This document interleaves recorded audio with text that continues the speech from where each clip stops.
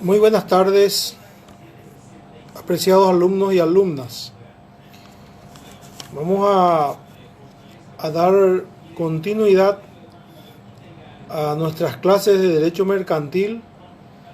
Hoy, martes 17 de mayo del 2022, estaremos desarrollando las dos últimas lecciones del programa, la número 32 y 33. Ya quedaremos después a la espera del segundo examen parcial, que va a ser el día lunes 30 a las 18 horas de manera presencial en la facultad, tanto para el turno tarde como para el turno noche segunda cátedra. Las lecciones que comprenderán ese examen en lo que hace a la parte que me corresponde a desarrollar irán desde la lección 27, acciones cambiarias, la lección 28 es acciones cambiarias, hasta la lección 33, que ya toca la parte del seguro. Entonces va a ser con el mismo sistema. Y como dijimos la clase anterior, lo que sí vamos a hacer ya el examen sobre 20 puntos, valiendo cada pregunta un punto y no sobre 10 como fue la vez anterior. Para aquellos alumnos que por algún motivo no pudieron rendir el primer examen o que tuvieron alguna dificultad con su trabajo práctico en presentarlo, o por alguna otra razón no están habilitados, en un día a determinar entre el 3 y el 10 de junio, estaremos tomando los exámenes de nivelación y de recuperación a fin de posibilitarles la habilitación para los periodos de exámenes. Pero hoy, en estas últimas clases, hemos venido hablando genéricamente del seguro como institución, del contrato de seguro y sus particularidades, así también las cargas que pesan sobre el asegurado, las obligaciones que tiene para con la compañía aseguradora. Y hoy vamos a dar un bosquejo, un repaso a las principales formas del seguro. El seguro abarca una generalidad de eventos y de intereses asegurables. Entonces vamos a hablar de los más importantes. Y vamos a empezar por los seguros de daños patrimoniales, conocido en doctrina simplemente como seguro de daños. Es aquel que vincula al asegurador por el daño concreto sufrido en un bien determinado o en la totalidad del patrimonio del asegurado. Acá se aplica cuidadosamente la regla de no enriquecimiento ilícito del asegurado, y en general admite dos clases este tipo de seguros. Uno, cuando el interés asegurable es un bien determinado, como una casa, un automóvil, y se asegura contra también un evento cierto, como es, por ejemplo, puede ser un incendio, un robo, o cuando el interés asegurable se refiere a la totalidad del patrimonio del asegurado, cuando, por ejemplo, hablamos del seguro de responsabilidad civil, o una universalidad de hecho de derecho, como cuando se asegura todas las mercaderías existentes en un determinado negocio. En este tipo de seguros, el asegurador se obliga a resarcir, conforme al contrato, el daño patrimonial directo causado por el siniestro, no así el lucro cesante. El asegurador responde entonces solo hasta el monto de la suma asegurada. Como el seguro por principio es resarcitorio y no de enriquecimiento, entonces algunas personas creen que asegurando el mismo bien con varias compañías por el mismo monto y contra el mismo riesgo, estarían cubriendo de mayor manera la posibilidad o los daños o el perjuicio que sufriesen si ocurre el siniestro. Esto en principio no es ilícito, es decir, Se puede asegurar el mismo interés contra el mismo riesgo en varias aseguradoras. En este caso, sin embargo, el asegurado, o el tomador del seguro tiene la obligación de comunicar dentro de los 10 días de haber contratado el seguro a cada uno de los otros aseguradores la existencia de los contratos. Cuando se produce el siniestro, si se produce, cada asegurador contribuye proporcionalmente al monto de su contrato hasta alcanzar el monto de la indemnización debida.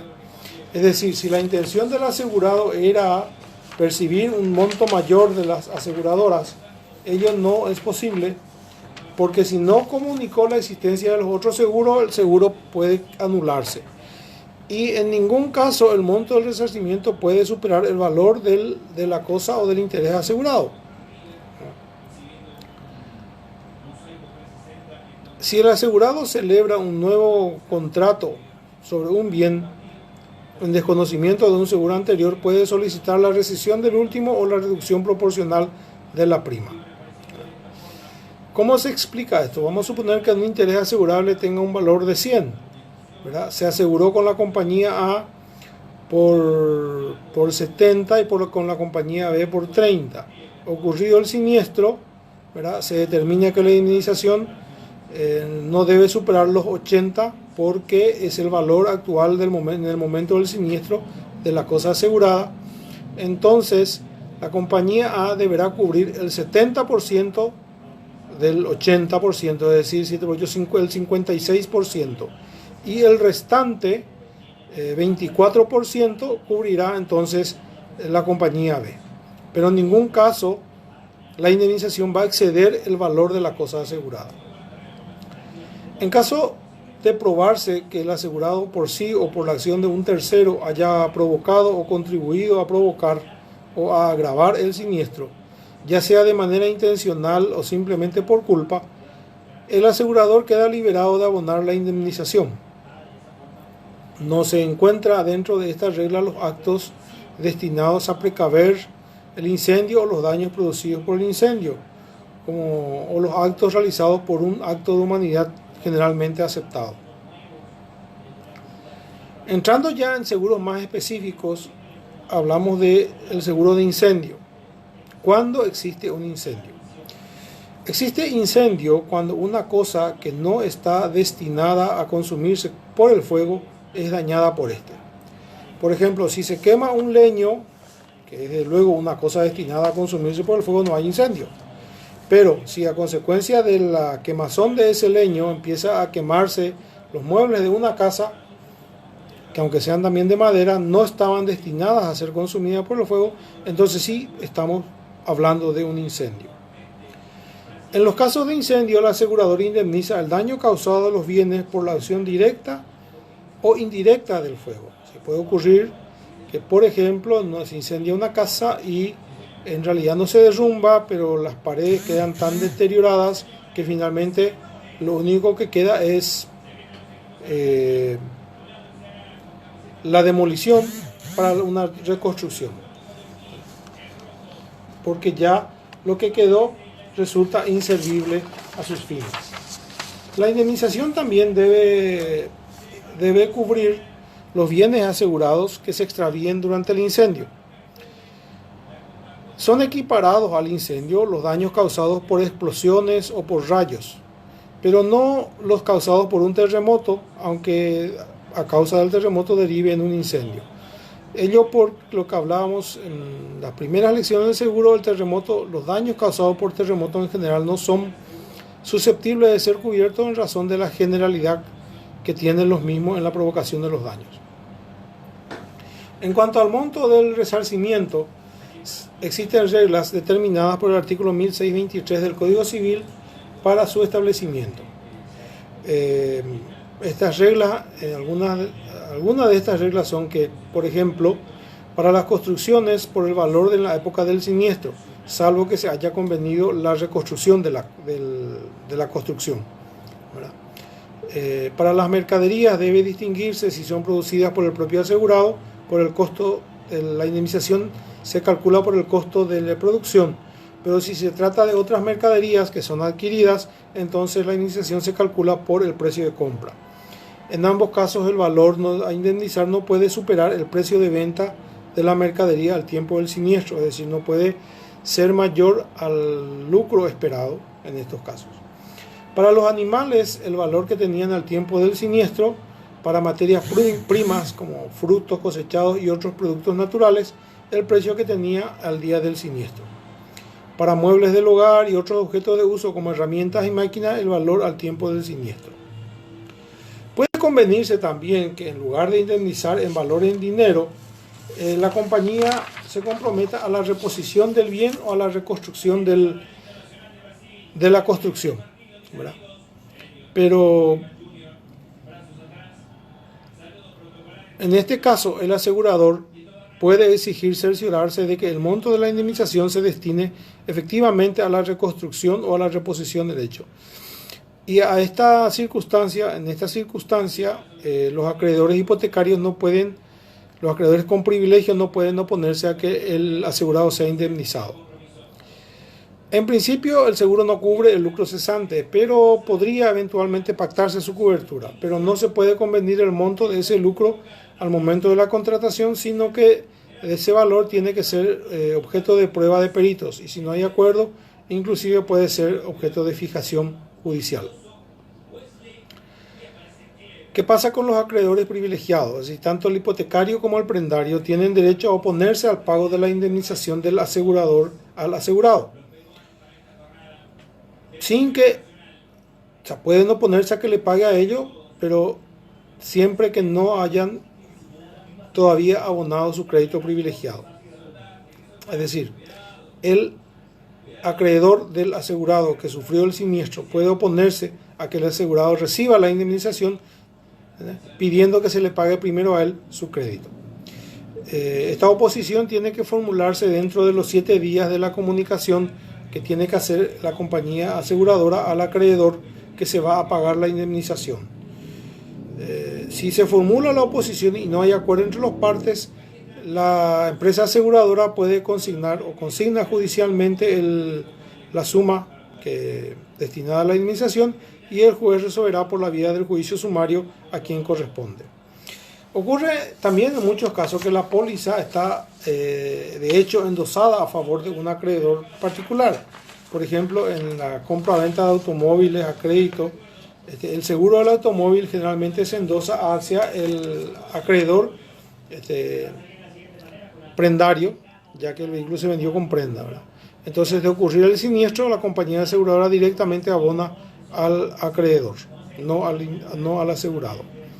Pero ello no ocurre si el seguro está pactado con la reconstrucción o la reposición del bien.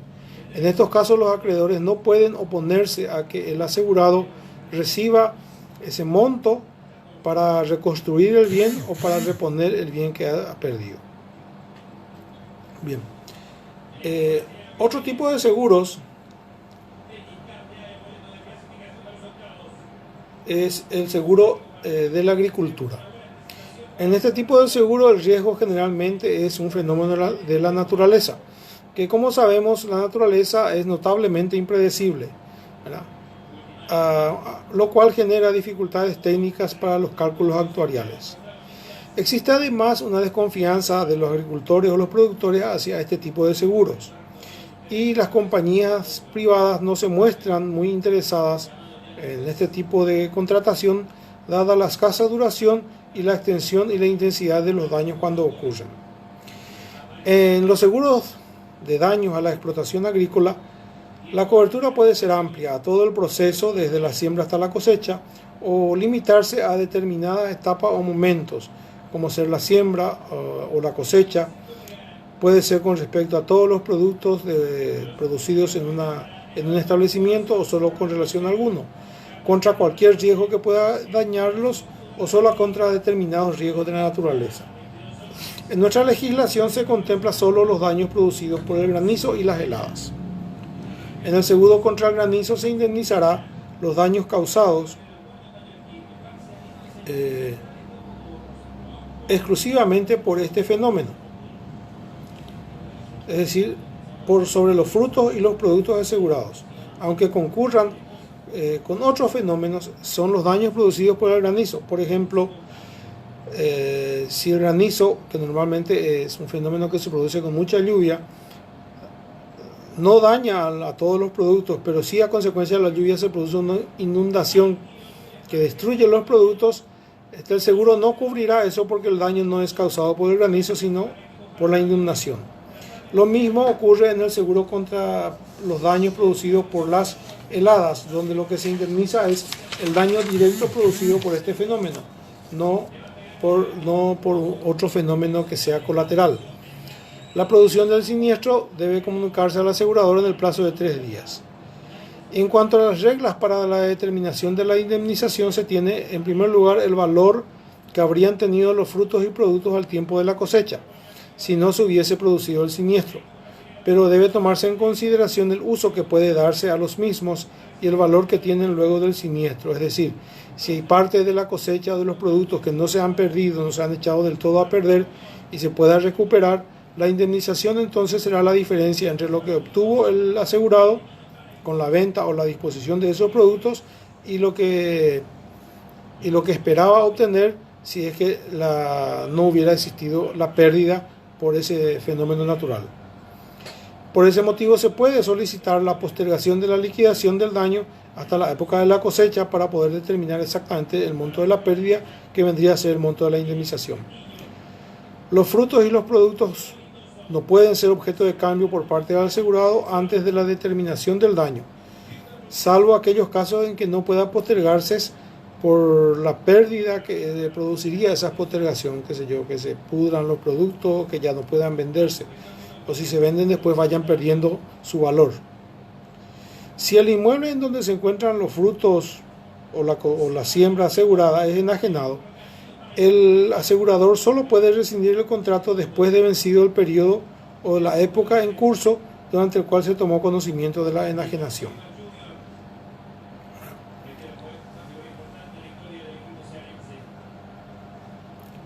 El asegurador puede realizar las inspecciones que juzgue necesarias para controlar cómo está el proceso de siembra o si los lugares de guarda de la cosecha son o no adecuados. El asegurado no puede oponerse, sino que al contrario debe facilitarlo. El costo de estas inspecciones son a cargo del asegurador, que no puede trasladarla al asegurado. Otro tipo de seguro previsto también en nuestra legislación es el seguro de animales. Si bien la ley señala que puede asegurarse todo riesgo que afecte a la salud o la vida de cualquier especie animal, en general lo que se lo practica solo para los animales de raza utilizados para la reproducción. Se indemniza el daño que causa la muerte del animal o la incapacidad total y permanente según el caso.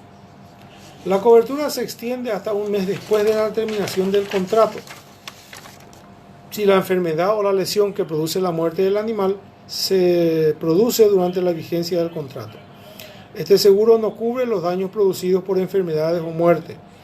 Cuando corresponda al asegurado o propietario del animal un derecho de indemnización del Estado con recursos públicos, aunque el mismo se haya perdido por violación de normas de la Policía Sanitaria Animal, o cuando la muerte o la incapacidad del animal se produzca por incendio, rayo, inundación o terremoto. Tampoco durante el transporte, la carga o la descarga de los animales, los daños que se produzcan ahí no son cubiertos. El asegurado no puede sacrificar al animal asegurado, el tomador del seguro, mejor dicho, no puede sacrificar al animal asegurado, excepto que la medida sea dispuesta por autoridad sanitaria, cuando por ejemplo hay epidemia de determinadas enfermedades y se usa lo que se llama el rifle sanitario, en donde son sacrificados una cantidad de animales para evitar la propagación del mal. O bien, si la urgencia del caso para el sacrificio del animal es establecido por el dictamen de un veterinario reconocido. Si el sacrificio se realiza fuera de estas dos condiciones, el asegurador puede rescindir el contrato. El valor de la indemnización se determina por el valor del animal fijado en la póliza, y el asegurador se subrogan los derechos del asegurado por los vicios redimitorios que hayan sido resarcidos. Ahora, Entrando en otro tipo de transporte, vamos a hablar del seguro de transporte, otro tipo de seguro, perdón. El seguro de transporte. El seguro de transporte es un seguro combinado con el cual se amparan diversos intereses asegurables del tomador, tales como los daños a los vehículos del transporte empleado por cualquier riesgo como incendios, choques, y la responsabilidad del transportador hacia el cargador por los pasajeros o los daños a terceros o la mercadería transportada. La complejidad de los riesgos cubiertos en el contrato de transporte, en el seguro de transporte, hace que este contrato se haya sometido a reglas especiales. Generalmente ocurre que es un seguro flotante, es decir, que cubre todo lo que haya en un determinado transporte por un determinado tiempo, y abonado o contratado por el transportista.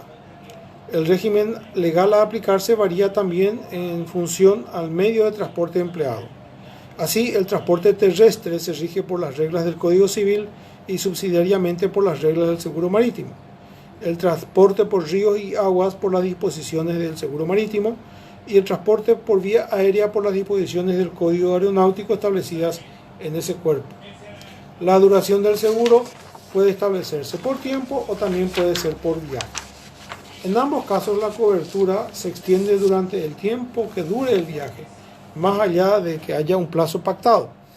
Si la prolongación del mismo se debe a siniestros ocurridos durante el transporte y que estén cubiertos por el seguro. Solo puede realizarse el abandono del vehículo de transporte terrestre cuando exista una pérdida total del mismo y dentro del plazo de 30 días de producido el siniestro.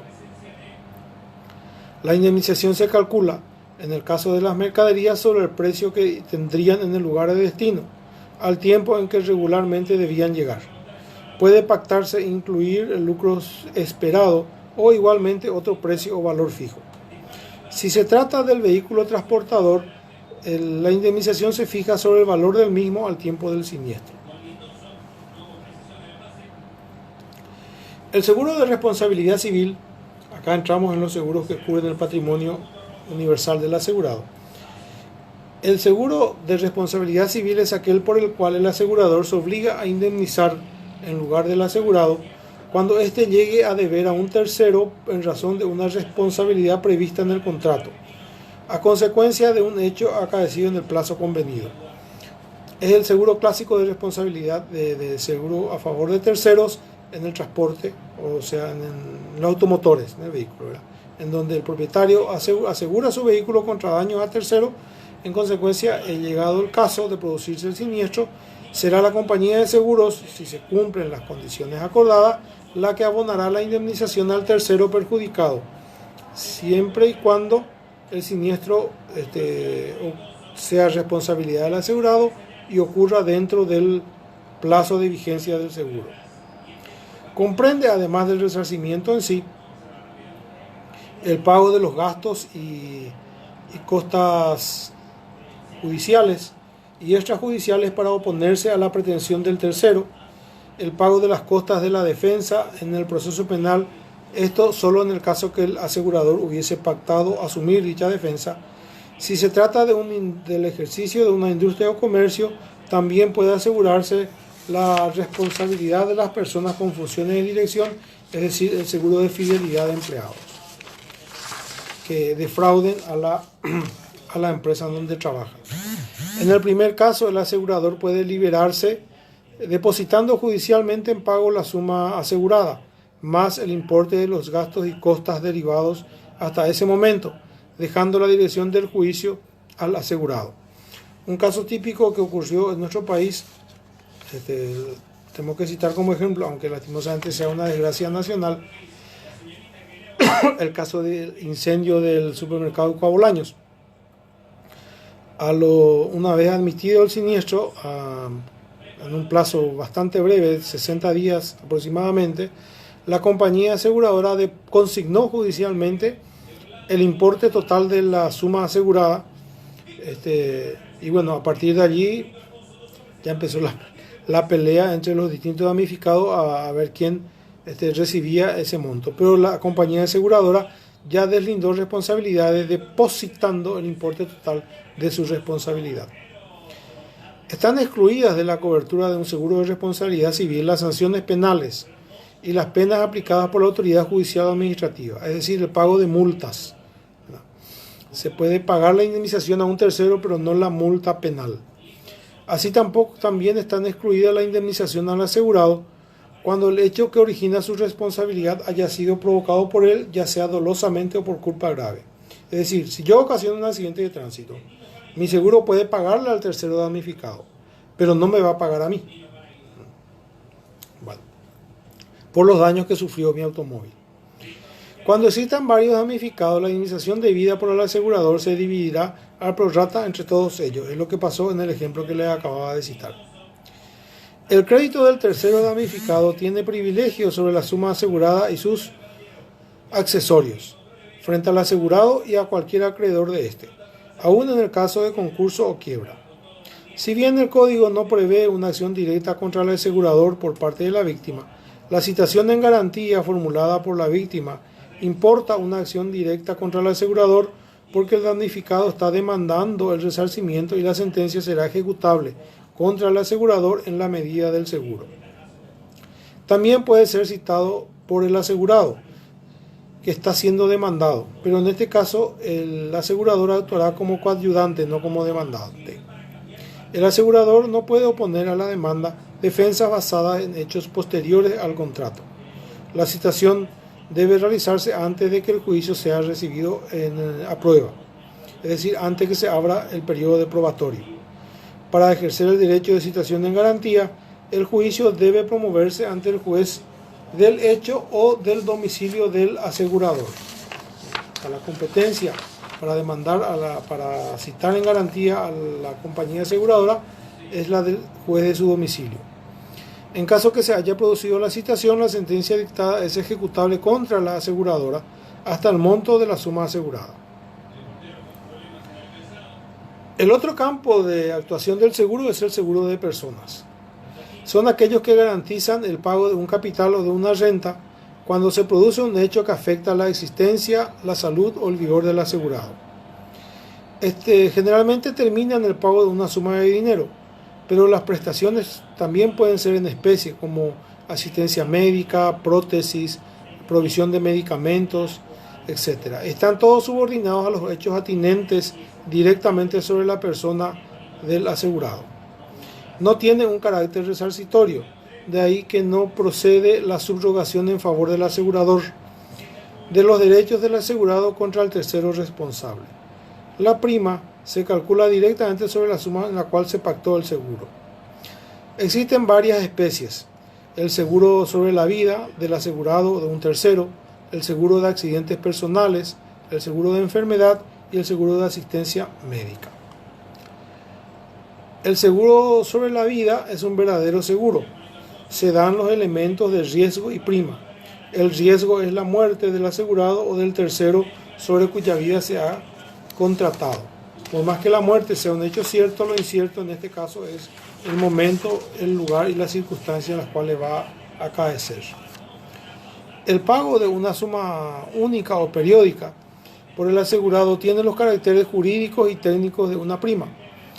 Es el precio del riesgo calculado con arreglo a una hipótesis de estadística y financiera y forma con las demás primas el fondo con el cual la empresa satisface sus obligaciones. A diferencia de otros, es un seguro plurianual, es decir, se contrata por varios años, con vigencia por más de un año. Los pagos son facultativos para el asegurado, con la única consecuencia que si deja de pagar la prima, entonces se queda sin efecto, se rescinde el contrato. Se trata de un contrato único por toda la duración pactada, no solo porque la prima se calcula sobre el promedio por toda la duración del contrato, sino también por el funcionamiento del contrato, ya que con cada pago no hay una actualización del informe de riesgo.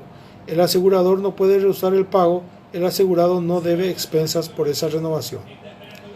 El pago anual facultativo, por otro lado, obedece a la necesidad práctica de dejar al asegurado en libertad de decidir para el futuro, por las circunstancias que le puedan sobrevenir y llevarle a rescindir el contrato.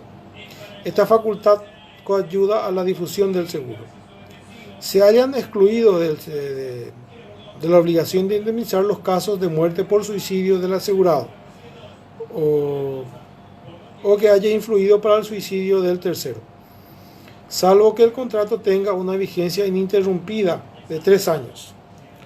La rescisión del contrato se produce por parte del asegurado sin limitación alguna después del primer periodo de vigencia del contrato. Se considera rescindido si no se paga la prima en la forma convenida entre las partes. También cuando la edad denunciada por el asegurado no sea la real y la edad verdadera exceda de los límites establecidos en la práctica comercial para la contratación de esta clase de seguros. En el caso de cambio de actividad o profesión, cuando se agrava el riesgo de tal modo que de haber existido esa situación al tiempo de la celebración, el asegurador no hubiera concluido el contrato. Por ejemplo, no es lo mismo asegurar a una persona que trabaja en una oficina sentada 8 horas al día que cuando esa persona cambia de ocupación y ahora trabaja como cobrador sobre una moto. El riesgo evidentemente es diferente, mucho mayor. El seguro de vida se pacta generalmente por un tiempo determinado y con una prima anual. El monto de la misma está en función a la suma en la que se efectuó el seguro y el plazo de cobertura.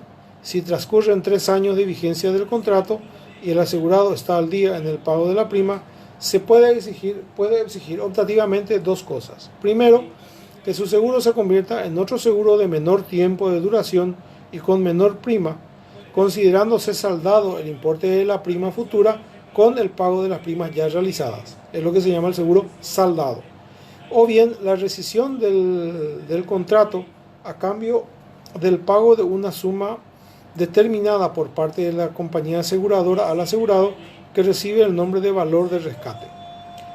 También tiene el asegurado derecho, después de transcurrido 3 años, derecho a obtener un préstamo de la compañía aseguradora, que se calculará según la reserva correspondiente. Aunque la ley lo califica de préstamo, en realidad se trata de una ejecución anticipada y provisional de las obligaciones del asegurador, ya que el asegurado puede restituir lo recibido para restablecer la integridad de sus derechos como beneficiario. Otra especie o variedad del seguro sobre personas son los seguros de accidentes personales. Se considera accidente a toda lesión corporal que pueda ser determinada por los médicos de una manera cierta, sufrida por el asegurado independientemente de su voluntad por la acción repentina y violenta de o con un agente externo. La acción externa en principio debe ser física, aunque hoy en día se admite como tal la acción de agentes químicos como gases. Lo repentino debe ser el hecho, no el resultado. Es decir, el hecho puede ser repentino, pero el resultado verse con el transcurso del tiempo. Para ser considerado independiente de su voluntad, el resultado es lo que no debe ser querido, aunque sea la consecuencia de un acto querido. Por ejemplo, un accidente de tránsito producido mientras yo manejaba un auto. Yo no quería el accidente, sí irme en el auto. La prestación del asegurador puede ser el pago de un capital o de una renta, generalmente calculados en relación a la incapacidad definitiva remanente, así como a la prestación de asistencia médico, quirúrgica y farmacéutica. Para fijar el monto correspondiente a la incapacidad, las pólizas contienen un cuadro de porcentaje de incapacidad según los órganos afectados. Los motivos de agravación del riesgo, cuya omisión de aviso dé lugar a la liberación del asegurador, deben ser específicamente establecidos en el contrato.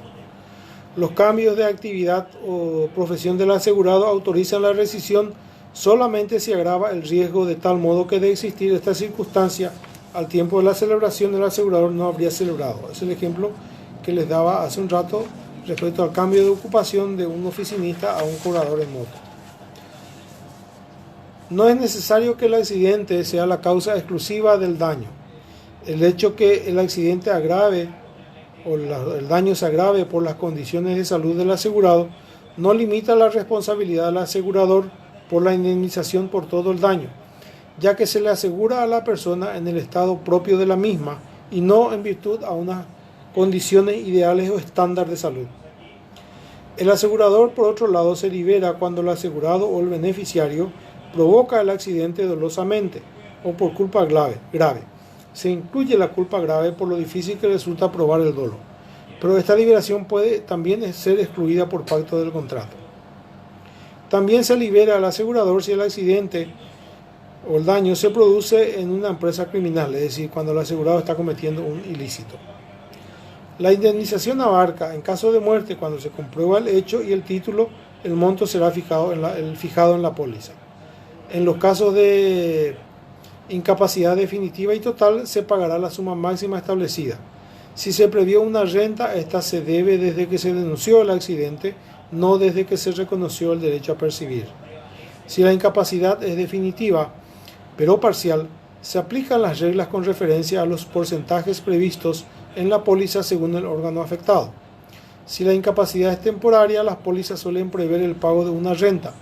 La naturaleza alimentaria de estas prestaciones las torna inembargables. También dentro del seguro de personas encontramos los seguros colectivos. En realidad, el seguro colectivo no es una modalidad de seguro, sino una forma de contratación que en la práctica se refiere a las personas, vida y accidentes personales que en algunos casos se combinan inclusive con el de la responsabilidad civil. Se trata de un seguro en favor de terceros, ya que los integrantes del grupo o sus beneficiarios adquieren un derecho propio contra el asegurador desde que ocurre el siniestro. Sus caracteres son que se celebra con un tomador, que solo puede ser asegurado cuando personalmente integra el grupo por los accidentes, o cuando tiene un interés económico lícito en la vida de un integrante. Generalmente es anual, por lo que no se forman reservas ni aplica el rescate. Cuando los asegurados son trabajadores de una empresa o una industria, su monto se fija en función al salario, porque el capital se determina por la prima que se paga y esta por el salario. Se ingresa en principio sin examen médicos, pero si el asegurador lo exige, la incorporación queda subordinada a dicha revisión. La prima es uniforme y la suma asegurada total es variable, ya sea por la salida de una persona o la incorporación de otra. También puede pactarse que una persona al salir del grupo beneficiario del seguro colectivo no sea excluida automáticamente, pudiendo continuar como asegurado si sigue abonando la prima. Por último, nos toca hablar del reaseguro. El reaseguro es el seguro del seguro, es decir, es un contrato que cubre al asegurador contra una carga patrimonial proveniente de los contratos de seguro que celebró. Es una clase de seguro de responsabilidad civil.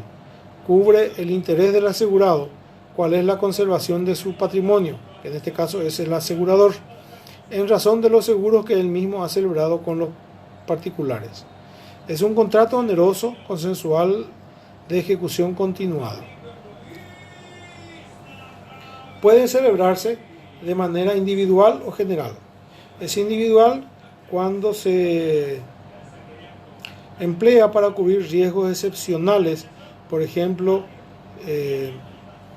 una empresa que asegure daños producidos en Itaipú, en la represa de Itaipú, contratará un reaseguro específico para ese seguro, porque indudablemente un resarcimiento de ese tipo tiene una magnitud tal que una sola compañía aseguradora no siempre estará dispuesta a cubrir o en condiciones de cubrir. La extensión de la responsabilidad del asegurador o del reasegurador depende del contrato. Puede pactarse una cifra o una fracción de la cuota sobre todos los contratos de seguros pactados. Esto es en el segundo tipo de contrato, que es normativo, en donde el reasegurador asegura simultáneamente la cartera de un determinado riesgo que tiene el asegurador. La prima se fija con entera libertad contractualmente entre las partes. La duración que se convenga en general es de 1 año y en el seguro individual no puede exceder al tiempo del seguro pactado al cual se refiere. La concurrencia de varios reaseguros se resuelve conforme a los principios de la pluralidad de seguros.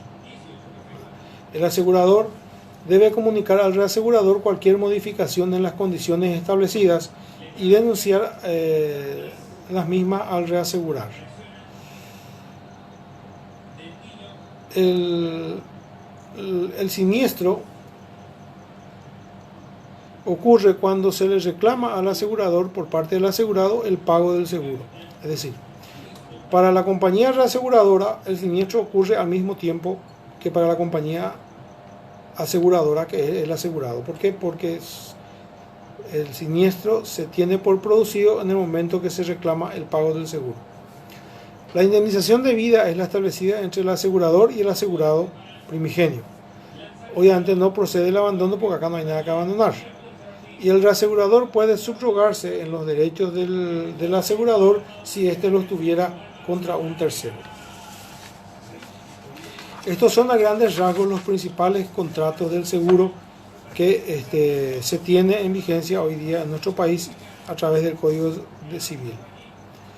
Con esto damos por terminado el desarrollo de las lecciones. Les reitero que el próximo lunes 30 a las 18 horas, en principio, está fijado el segundo examen parcial que versará en lo que a mí respecta desde la lección 28 de acciones cambiarias y todas las siguientes que se refieren al seguro. El examen será sobre 20 puntos, cada pregunta valdrá un punto, ¿verdad?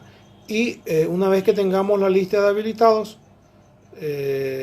entre el 3 y el 10 de junio estaremos tomando, pero con otra modalidad, el examen de nivelación y el examen de recuperación para aquellos que por algún motivo no se hayan habilitado, ya sea porque no alcanzaron el puntaje o ya sea porque no han cumplido uno de los requisitos de habilitación. De mi parte, muchas gracias por este periodo. Yo estoy seguro de que a pesar del esfuerzo, no es satisfactorio dar clases por estas vías, no hay interacción, la interacción deseada con los alumnos. Veo algunas preguntas o el nombre de la gente que se va conectando, ¿verdad? Me alegra cuando ocurre eso, pero yo estoy seguro de que en una clase presencial podríamos habernos enriquecido mucho más este año lectivo. No obstante, es el tiempo que nos toca vivir y tenemos que ponerle coraje, empuje y salir adelante. Muchas gracias y nos vemos el 30.